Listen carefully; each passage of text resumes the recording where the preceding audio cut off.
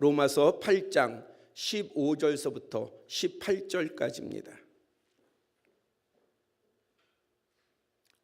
신약성경 53쪽이 됩니다. 로마서 8장 15절서부터 18절까지입니다. 봉독해 드립니다.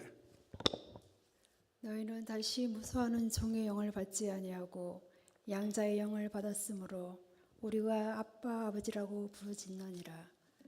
성령이 친히 우리의 영과 더불어 우리가 하나님의 자녀인 것을 증언하시나니 자녀이면 또한 상속자 곧 하나님의 상속자요 그리스도와 함께한 상속자니 우리가 그와 함께 영광을 받기 위하여 고난도 함께 받아야 할 것이니라. 생각하건대 현재의 고난은 장차 우리에게 나타날 영광과 비교할 수 없도다. 아멘. 오늘은 종료 주일입니다. 예수님께서 예루살렘에 입성하실 때에 유대 백성들은 종려 나무 가지를 들고 예수님을 왕으로 맞이하며 환호했습니다. 요한복음 12장 13절은 종려 나무 가지를 가지고 마주로 나가 외치되 호산나 찬송하리로다 주의 이름으로 오시는 이 곧 이스라엘의 왕이시여 하더라라고 기록하고 있습니다.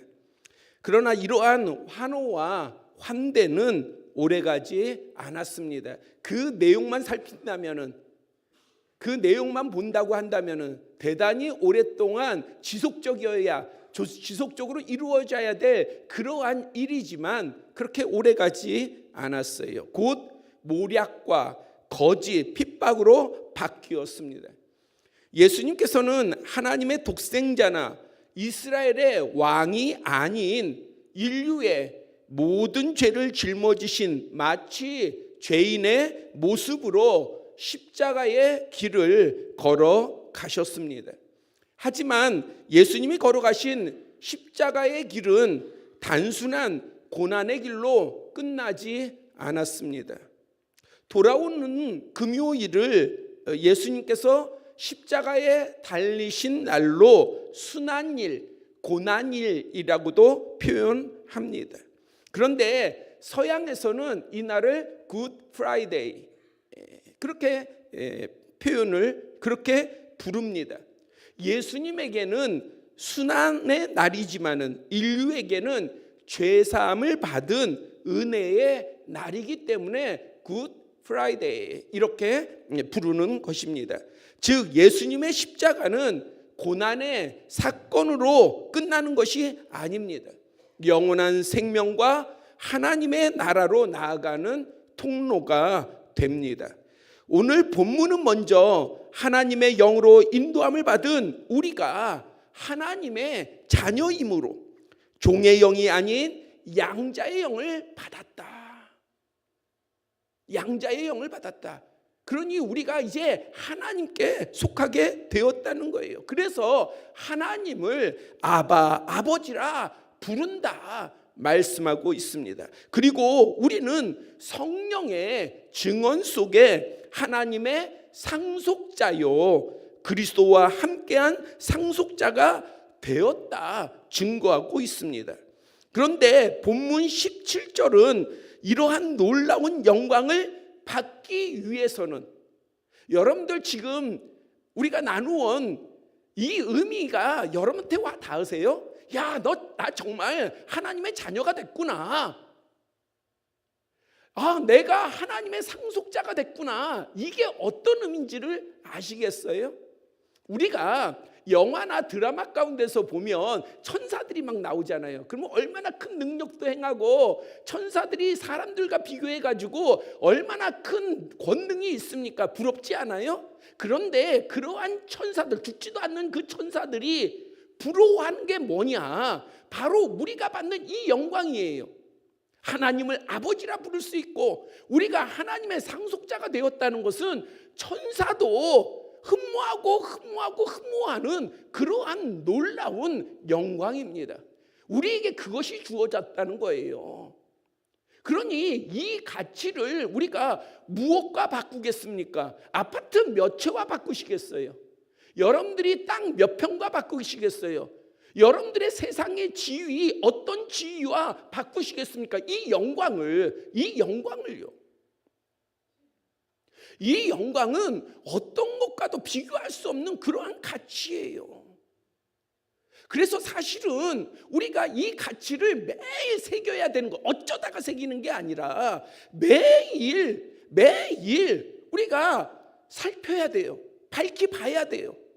놓치지 말아야 돼요. 잊지 말아야 돼요.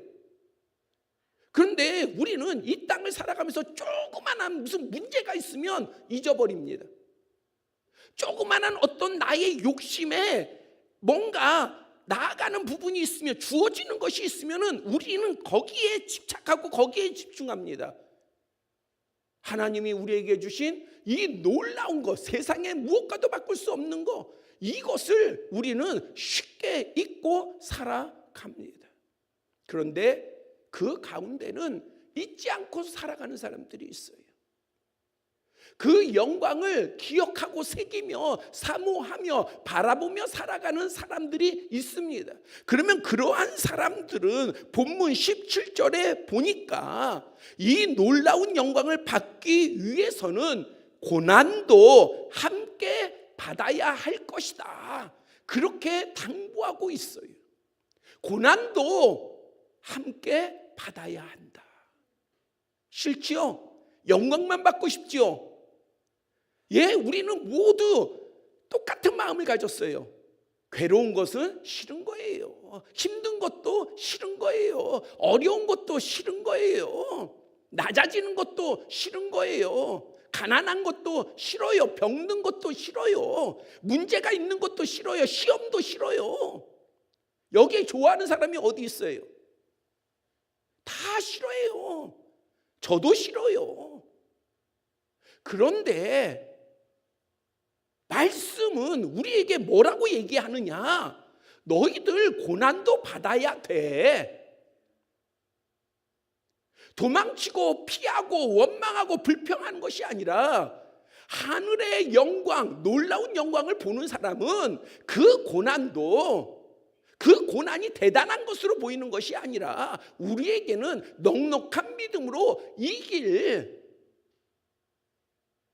우리가 넉넉히 극복할 것으로 보이는 것입니다. 그러면서 이렇게 말씀하고 있어요. 현재의 고난은, 여러분들 지금 어떤 고난을 당하고 계세요?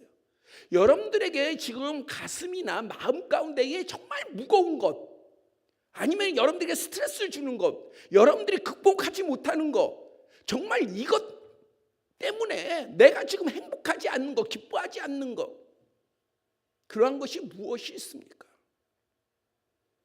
그런데 그것이 무엇이든 현재의 고난은 장차 우리에게 나타날 영광과 비교할 수 없다.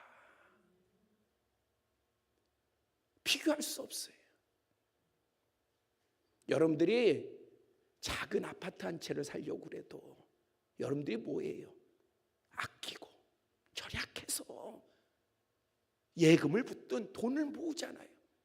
그러면은 돈을 모으는 만큼 여러분들의 삶은 빈곤하지 않습니까? 어렵잖아요. 근데 참잖아요. 왜요? 내가 소망하는 그 조그마한 장막 하나 얻기를 위해서도 우리가 참잖아요. 인내하잖아요. 거기에 집중하잖아요. 그런데 세상에 우리가 어떠한 것을 얻든 이것은 그냥 추상적인 말이 아니라 하나님께서 우리에게 영광을 주시겠대요. 복을 주시겠대요. 그렇기 때문에 현재의 고난은 우리가 장차 받을 것, 그것과 비교할 수 없는 거예요. 그래서 우리는 고난을 어렵게 끌려다니면서 겨우겨우 이기는 게 아니라 우리는 그것을 쉽게,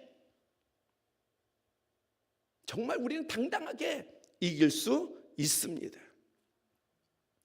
믿음의 자녀인 우리는 하나님께서 주실 영광만이 아니라 그 과정 속에서 주어지는 다양한 시험과 환난도 그래서 잘 분별해야 하는 거예요. 나의 고난이 어디서부터 시작되었는가? 복음 때문이면, 복음으로 주님의 말씀 때문에, 예수 그리스도 때문에 우리가 고난을 받으면 믿음으로 당당히 이겨나가면 되는 것이고요, 돌파하면 되는 것이고, 나의 탐욕이나 허물, 죄 때문이면 어떻게 해야 돼요? 그렇지 않습니까? 우리가 그리스도인이지만은 예수님 때문에 시험 받습니까? 예수님 때문에만 고난 받아요? 아니잖아요. 나의 죄 때문에, 나의 허물 때문에, 나의 욕심 때문에, 그것 때문에 우리가 또 고통이 다가오지도 않습니까?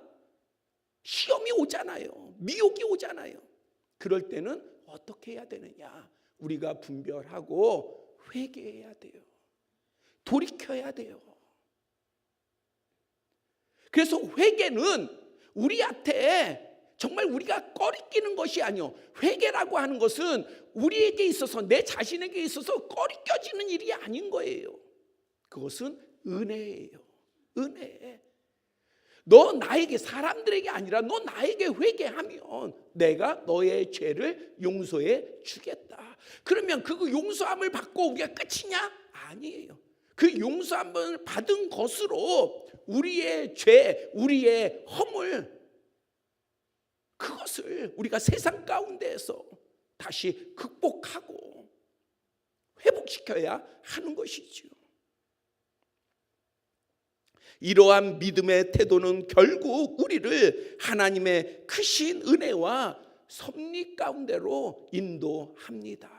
믿음으로 당당히 나아가거나 회개하고 돌이켜 나아가거나, 우리가 이러한 자세를 가지고 나아가면 그것은 반드시 하나님의 은혜의 길로 인도합니다. 그런데 우리가 당당하지 못해서, 담대하지 못해서 중간에 포기하고 우리의 믿음의 의지를 꺾어버리고, 또 우리가 회개하지 아니하고 돌이키지 아니하고 그냥 더한 죄 가운데 살아가다 보면 우리는 하나님의 은혜의 길과 멀어지고, 그 길은 흐려지며 그 길을 멀리 벗어나게 되는 것이지요. 우리는 성경의 인물을 통해서 하나님의 크신 은혜와 섭리 가운데에 인도되는 이 사실을 분명히 볼 수 있습니다. 대표적인 인물이 창세기 37장에서 시작된 요셉입니다. 그는 다른 이복 형들에 비해서 아버지 야곱의 사랑을 듬뿍 받았어요. 그래서 자신만 채색 옷을 입었어요. 구별된 고급 옷을 입은 거예요. 그리고 그는 꿈꾸는 자로 하나님과도 친밀했어요. 하지만 그것이 현실적인 행복을 계속 보장해 주지는 않았습니다. 아니, 당시의 가부장적인 사회에서 아버지로부터 아버지의 사랑을 독차지했고, 그리고 또 하나님과의 관계도 꿈꾸는 자로 친밀했다라고 한다면 우리는 뭐라고 얘기하겠어요? 야, 너 복되다. 너는 형통할 거야. 너는 잘 될 거야. 너는 성공할 거야. 만약에 우리가 그러한 사람들에게 얘기를 한다면 그렇게 얘기하지 않겠어요? 그런데 요셉의 현실은 그렇지 않았다는 거예요. 그가 분명히 하나님의 복을 받은 자고 믿음의 아버지의 사랑을 받은 자인데도 그의 현실은 그렇지 않았다는 거예요. 그의 행복이 계속해서 지속되지 않았다는 것입니다. 그에게 말할 수 없는 큰 고난이 닥쳐왔습니다. 이복 형들에 의해서요, 어린 나이에 팔려가 이집트의 친위대장 보디발의 노예가 되었습니다. 노예 생활을 하게 된 거예요. 어린 나이에 아버지를 떠나서, 가족을 떠나서 혼자. 그런데 주인으로부터 인정을 받았어요. 가정을 총괄하는 지위에 올랐습니다. 그러면 안 봐도요, 요셉이 그냥 올라갔겠어요? 얼마나 성실을 다했겠어요? 얼마나 노력을 했겠어요? 얼마나 진실을 다했겠어요. 그래서 겨우 올라간 거예요. 가정의 모든 것을 총괄할 수 있는 그 자리에 올라간 거예요. 하지만 보디발의 아내의 또 모함을 받아가지고 그래서 감옥에 갇히게 되었습니다. 아니 너무 억울하지 않아요? 나 하나님 믿는데, 하나님이 나를 사랑하는데, 아니 어린 나이에 내 삶이 이러하다라고 한다면은 억울하잖아요. 너무 억울하잖아요. 창세기 40장 14절에서 요셉은요, 곧 풀려날 왕의 술 맡은 관원장의 꿈을 해석해 주면서 간청해요. 나 억울해요. 나 지금 노예로 팔려온 거, 내가 감옥에 갇혀 있는 거 나 억울합니다. 나는 죄를 범하지 않았습니다. 그러니 왕에게, 당신이 풀려나면 왕에게 좀 아뢰어서 나를 이곳으로부터, 이 노예, 또 나의 이 죄인, 이것으로부터 나를 건져 주소서. 예, 억울한 건 억울한 거예요. 요셉이라고 해가지고 그 모든 것 가운데에 아픔이 없었던 거 아니에요. 그것이 고통스럽지 않았던 거 아니에요. 고통스럽고 괴로웠고 벗어나고 싶었고. 요셉이 사람인데 요셉이라고 이 아픔이 아니었겠습니까? 이 고통이 아니었겠어요? 정말 그의 간절한 소망은 벗어나는 거죠. 청년 요셉은 하나님께서 함께 하시며 복 주시는 모습, 그것은 전혀 보이지 않았어요. 오히려 요셉으로 인하여서 누가 복받는 모습이었어요? 보디발이. 친위대장 보디발이 오히려 복받는 모습이고, 감옥 간수장이가 복받는 모습이었어요. 요셉이 아니라. 우리가 성경이 그 당시에 요셉을 가리켜서 형통한 자라 얘기하니까 우리는 형통한 자라고 하지만, 누가 여러분들 중에 그러면 그런 형통함 받고 싶으세요? 노예되고 싶으세요? 죄인 되고 싶으세요? 감옥에 갇히고 싶은 사람이 누가 있어요? 오히려 다른 사람들이 복을 받더라 이거예요. 그런데 지혜로운 요셉도 가늠하지 못하는 하나님의 크신 역사가 요셉의 이 고난 가운데에 있었습니다. 요셉은 지혜롭잖아요. 그런데 그가 그 가진 지혜로도 가늠하지 못해. 뭐를요? 하나님의 섭리를요. 하나님의 예비하심을요. 우리를 향한 하나님의 예비하심이나 우리를 향한 하나님께서 준비하신 복은요, 우리가 가늠하지 못해요. 만약에 여러분들이 하나님이 주실 복을 가늠하기 시작하면, 그러면 여러분들의 믿음의 분량은 딱 거기까지인 거예요. 여러분들의 하나님이 지금 여러분들이 소망하는 거 있잖아요. 눈앞에 보이는 거 소망하잖아요. 그런데 여러분들은 하나님을 바라볼 때 그 눈앞에 보이는 소망의 하나님만 바라본다면, 그렇다면 딱 여러분들의 믿음의 분량은 그것이라는 거예요. 우리는 사실은 무엇을 봐야 되느냐? 내가 알지 못하는, 내가 깨닫지 못하는, 내가 볼 수도 없는 그러한 놀라운 것을 살아계신 하나님께서, 전능하신 하나님께서 누구를 위해서? 나를 위해서 준비하고 계시다는 거예요. 예비하고 계시다는 거예요. 이것을 볼 수 있는 것이 정말 참된 믿음인 겁니다. 복된 믿음인 거예요. 저는 여러분 모두가 이 복된 믿음을 가지시기를 소망합니다. 요셉이 이집트 왕 바로의 꿈을 해석해 주었고 큰 나라를 책임지는 총리가 되었을 때에 그가 걸어온 고난과 환난의 때를 돌아본다면 그것은 불평과 원망의 시간이 아닌 감사와 은혜의 시간이라 할 수 있습니다. 만약에 요셉이요, 아버지 야곱의 그 사랑 안에만 갇혀서 성장했다고 한다면 아마 요셉의 성실함을 봤었을 때는 성공은 했을 거예요. 근데 그가 어떤 성공을 했을까요? 그 팔레스타인 지역에서 큰 부자가 됐을 수도 있어요. 이름을 날릴 수도 있어요. 뭐 그런 성공은 했을 것 같아요. 요셉이 아버지와 같이 있었어도. 요셉이 성경에 기록되어 있는 고난의 때를 거치지 않았다고 한다면, 그렇다면 그래도 요셉은 잘 살았을 거는 같아요. 그러나 자신의 가족과 민족을 구원하지는 못했을 거예요.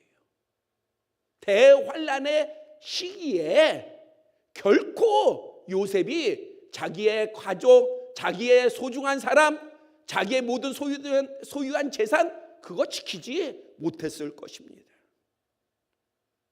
그런데 그는 보디발의 집에서 경영을 하면서 뭘 배웠어요? 경제를 배웠어요. 노예 생활인데 그는 경제를 배웠어요. 돈 내고 배웠습니까? 아니에요. 대가 없이 배웠어요. 그리고 감옥에서는요, 누구를 대합니까? 정치범들을 대해요. 시대장 집안에 있는 그 감옥은요, 정치범들 수용소예요. 정치범들을 잡아놓는 곳이에요. 묶어두는 곳이에요. 그런데 그래서 요셉이 그 감옥에 갔었을 때 뭐 했다고요? 수종을 들었다고 하는 거예요. 수종을 들었다. 왜? 정치범들이니까. 그러면 요셉이 그들을 수종하면서 뭘 배웠겠어요? 정세를 배우고요, 정치를 배운 거예요. 만약에 요셉의 삶에서 이 고난의 시기, 다시 말하자면 보디발의 가정에서 그 모든 살림살이, 큰 살림살이를 총괄하는 것, 그것을 빼버리고요, 또 죄의 수로 감옥에 갇혀서 그 정치범들, 그들과 대화하고 그들과 나누고 그들을 통한 가진 정보들, 이러한 것들을 다 그의 삶에서 고난이니까, 고난의 때니까 이걸 삭제해버린다고 한다면, 그렇다면 요셉이 꿈만 가지고, 꿈 해석만 가지고 그 큰 나라 애굽을 총리로서 성공적으로 다스릴 수 있었겠습니까? 꿈만 아닌 거예요. 꿈 해석만 아닌 거예요. 요셉이 그 시기를 넘어올 때는 몰랐지만 그가 이집트의 총리가 되고 보니까 보디발의 가정에서 노예 생활한 것이나 그 감옥에서 정치범들의 수종을 들었던 것이나 다 뭐예요? 요셉에게는 유익이었던 거예요. 거기에는 하나님의 정말 비밀의 은혜가 있었고 예비하심이 있었던 것이죠. 이것이 왜 성경에 기록된 요셉의 이야기로만 우리가 치부합니까? 이것이 바로 오늘 살아가는 우리의 이야기인 거예요. 우리도 똑같아요. 요셉이 믿는 하나님이 우리가 믿는 하나님이고, 요셉에게 복을 주시는 하나님이 우리에게 복을 주시는 하나님이고, 요셉의 길을 열어주신 하나님이 우리의 길을 열어주시는 하나님이세요. 이것은 요셉의 이야기가 아니라 우리의 이야기고, 요셉의 고난이 아니라 우리의 고난이고, 요셉에게 부어지는 은혜가 아니라 우리에게도 부어지는 은혜라는 사실을 잊지 마시기를 바랍니다. 우리는 사도 바울을 통해서도 이러한 주님께서 이끄시는 진행을 볼 수 있습니다. 사도행전 20장 22절부터 24절을 보면은요, 이렇게 고백하고 있어요. 이제 나는 성령에 매여 예루살렘으로 간다. 거기서 내가 무슨 일을 당할지 모른다. 이것은요, 이미 사도 바울은 지금 예루살렘으로 향해 가는데 이미 알고 있었어요. 내가 예루살렘에 가면 뭐가 기다리고 있어요? 고난이 기다리고 있다. 그러면 미리 알면, 하나님께서 나를 미리 알게 하시는구나. 그럼 내가 피해 가야지, 가지 말아야지. 보통 일반 사람들은, 일반 믿음의 사람들은 그렇게 생각하잖아요. 이것을 피해가는 걸 하나님의 은혜라고 생각하잖아요. 근데 바울은 그렇게 생각하지 않았어요. 내가 나를 맞이하는 이 고난, 이거 내 가는 길을 막지 못해. 고난이 내가 가는 길을 막지 못해. 오직 성령이 각성해서 내게 증언하여 결박과 환난이 나를 기다린다 하시나. 미리 알려줘요. 왜? 성령의 감동을 받은 사람들이 계속해서 바울에게 가면, 예루살렘 가면 당신 죽습니다, 당신은 환난을 당합니다, 당신 매 맞습니다, 당신에게 생명의 위협이 가해질 겁니다, 그러니까 가지 마십시오, 가지 마십시오, 그렇게 알려주나. 내가 달려갈 길과 주 예수께 받은 사명, 곧 하나님의 은혜의 복음을 증언하는 일을 마치려 하면은 나의 생명조차 조금도 귀한 것으로 여기지 아니한다. 바울은 뭘 본 걸까요? 사람들은 아무리 믿음이 있어도 자기의 생명을 넘어가지 못해요. 일반 믿음의 사람들은 자기의 생명을 그 이상을 넘어가지 못해요. 그런데 지금 바울의 고백은요, 하나님이 주실 영광, 주님이 주실 영광이 내 생명보다 더한 가치가 있다는 거예요. 그걸 보는 거예요. 그걸 아는 거예요. 그러니까 내가 이 생명을 다하더라도 나는 복음을 위하여서, 예수 그리스도를 위해서 나는 예루살렘에 갈 것이다. 그래, 틀림없이 나에게 고난이 있을 거야. 내 육체의 형벌을 가하고 어려움을 주고 고통을 주고 아픔을 주고 괴로움을 주고, 모르는 게 아니라 너무 밝게 알고 있었습니다. 그렇다 할때라도 나는 나의 길을 갈 것이다. 왜? 이 길은 소명의 길이요, 사명의 길인 거예요. 소명과 사명은 누구로부터 온 거예요? 주님으로부터 온 것이기에 가는 겁니다. 21장에서도 예언하는 자들이요, 예루살렘에 가지 말라고 간곡히 권합니다. 그러나 바울은요, 결코 흔들리지 아니하고 그들의 권함을 거절하고 고난의 길을 택합니다. 자, 예루살렘에 도착했어요. 어떤 일이 벌어졌어요? 그러면 그 믿음으로 나아가니까 고난이 사라졌습니까? 아니에요. 이미 말씀하신 대로, 이미 예상했던 대로 고난과 괴롭힘과 핍박과 박해가 홍수와 같이 몰려왔어요. 그래서 바울이 매맞아가지고 거의 죽기까지 됐습니다. 그런데 그 사실을 안 로마 천부장이 로마 군사들을 이끌고 와가지고 그를 구해내지 않습니까? 다른 사람으로 오해해가지고 구해내잖아요. 그러나 상황은 끝나지 않았습니다. 바울을 죽이기 전에는 아무것도 먹지 않겠어 라고 하는 맹세하는 사람들이 있었어요. 이 사람들은 바울을 공회로 오게 해가지고 매복했다가 죽이려고 또 계획을 세웠습니다.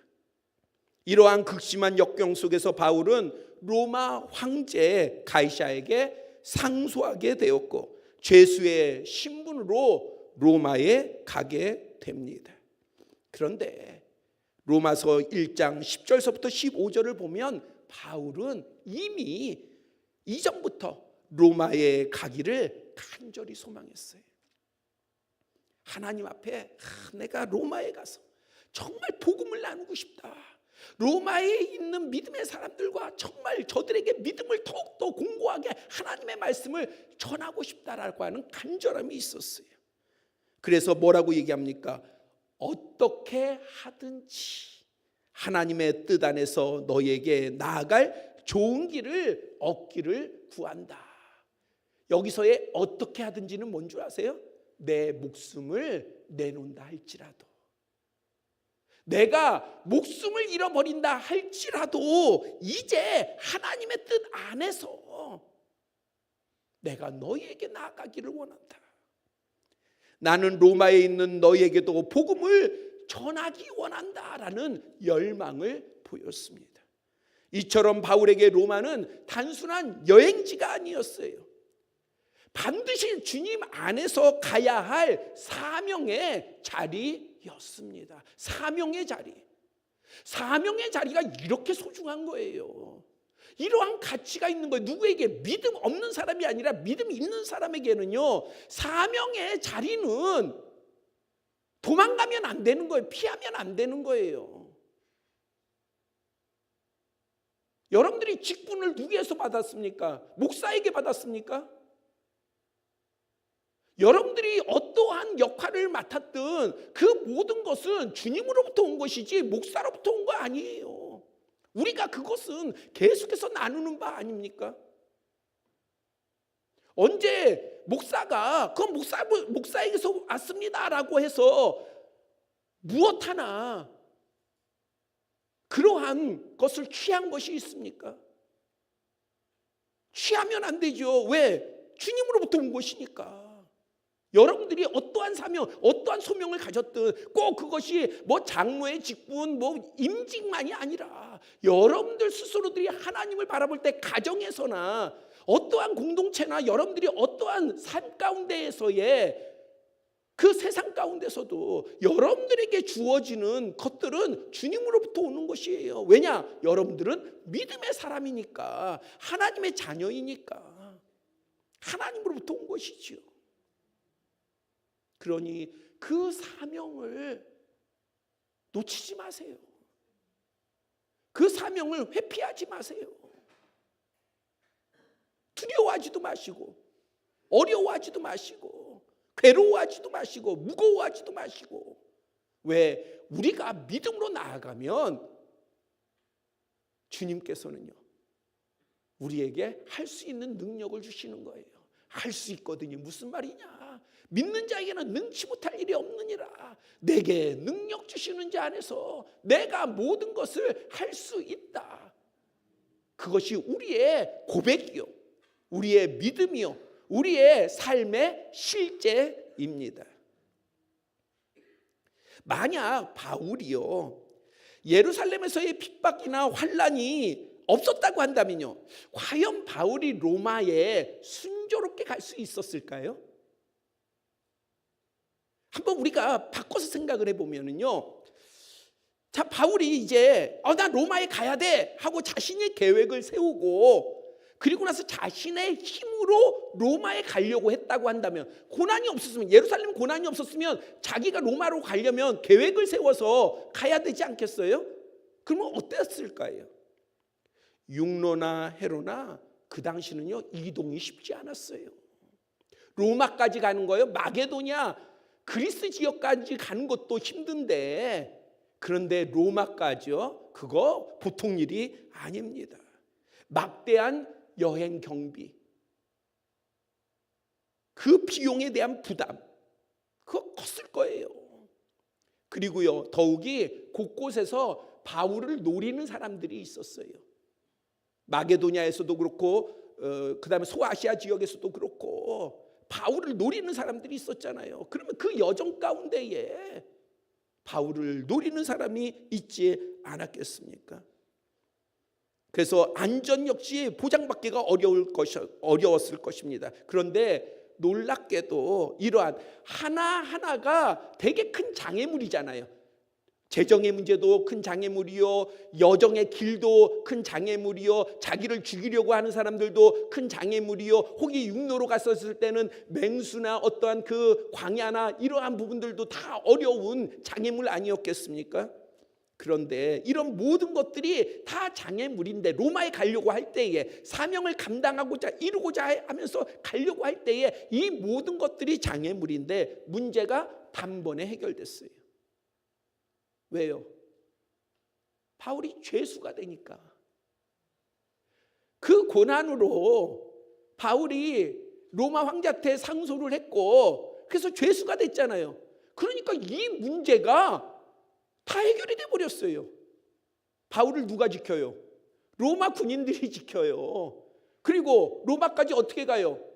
국가에서 지원하는 배편으로. 그래서 로마까지 가는 거예요. 왜? 죄수니까. 보기에는 절대 복받은 사람 같지 않지만은 실제 내용은 뭐예요? 바울은 지금 어디 가려고 그러는 거예요? 로마에 가려고 하는 거 아니에요. 자기의 소원을 이루는데 돈도 안 들고 군사들이 지켜주고, 좀 죄인의 모습이긴 하지만 그러나 형통한 길로 나아가는 거예요. 형통한 길로. 또한 사도행전 19장 21절에서요, 내가 거기 예루살렘에 갔다가 후에 로마도 보아야 하리라. 이미 바울은 예루살렘에 가면 고난 당합니다 할 때에 바울은 뭘 봤어요? 내가 예루살렘에 가서 그 고난을 넘어서 어디를 간다? 로마로 갈 거다. 이미 보고 있었어요. 그리고 23장 11절에는요, 예루살렘에서 예수님의 일을 증언한 것 같이 로마에서도 증언하여야 하리라. 그러한 주님의 말씀을 성취하게 됩니다. 예수님의 십자가는 상징이 아닙니다. 장식은 더욱더 아니에요. 우리가 목에 걸고 다니는 목걸이, 십자가의 목걸이, 예수님의 십자가의 의미는 거기에 묶여 있지 않아요. 장식이 아니에요. 예수님의 십자가는 고통과 고난의 잔인한 형틀입니다. 형틀. 실제라는 거예요. 그 고난은 실제라는 겁니다. 그러나 예수님의 십자가는요, 패배의 길이 아니었습니다. 구원의 길이요, 승리의 길이었습니다. 요셉의 고난도 실패가 아니었습니다. 자신을 환난에 빠뜨린 이복 형들을 향해 창세기 50장 20절에 당신들은 나를 해하려 하였으나 하나님은 그것을 선으로 바꾸사 오늘날 같이 많은 백성의 생명을 구원하게 하시려 하셨다 고백하고 있습니다. 그러니까 자신의 고난은 괴로움이요, 무거운 멍해가 아니라 선이요, 복이었던 거예요. 바울의 결박은 절망이 아니었습니다. 소명과 사명의 통로였습니다. 그래서 빌립보서 1장 12절에서요, 내가 당한 일 핍박과 고난 말이에요, 도리어 복음 전파에 진전이 된 줄을 너희가 알기를 원한다. 그러니 너희도 두려워하지 마라. 고난을 두려워하지 마라. 무서워하지 마라. 그렇다면 지금 우리의 고난은 무엇입니까? 단순한 고통, 괴로움만 보고 있지는 않습니까? 지금 당장의 나의 괴로움, 나의 억울함, 나의 분노, 나의 격동함, 그거에 매여서 원망과 불평과 남 탓하면서 그렇게 나아가고 있지는 않습니까? 믿으시기를 바랍니다. 하나님께서는 우리 현실의 십자가나 고난, 시험 속에 놀라운 은혜의 길과 통로를 숨겨두시고 계신다는 사실을 여러분들 믿으시기를 바랍니다. 그 믿음의 눈을 가지면 하나님의 인도하심이 보이고요, 하나님의 역사하심이 보이고요, 하나님의 예비하심까지 우리 가운데 드러나는 줄 믿습니다. 믿음으로요, 믿음으로. 그러므로 그 어려운 현실로부터 도망하거나 회피하지 마시고 믿음으로 나아가시기를, 돌파하시기를 축복합니다. 현재의 고난은 장차 나타날 영광과 비교할 수 없습니다. 기도드리겠습니다. 아버지 하나님, 우리에게 믿음을 주시고 하나님의 영광을 보게 하시며 우리가 하나님의 자녀요, 상속자인 까닭에 그것이 감추어지지 않고 분명히 드러남을 믿습니다. 아버지 하나님, 우리가 그 믿음을 가지고 우리가 현실 가운데 닥치는 고난이나 역경이나 어려움이나 시험이나 환난을 능히 이기게 하여 주시고, 오히려 그것과 비교할 수 없는 하나님이 베푸시는 더 큰 영광을 바라보는 우리 모두가 되게 하여 주시옵소서. 그래서 우리가 그냥 막연한 추상적인 승리가 아니라 우리의 현실적인 삶에서 승리하는 자가 되게 하여 주시고 이기는 자가 되게 하여 주시고 진정으로 하나님의 영광을 보며 복을 받는 우리 모두가 되게 하여 주시옵소서. 사랑이 많으신 예수 그리스도의 이름으로 기도드렸사옵나이다. 아멘. 우리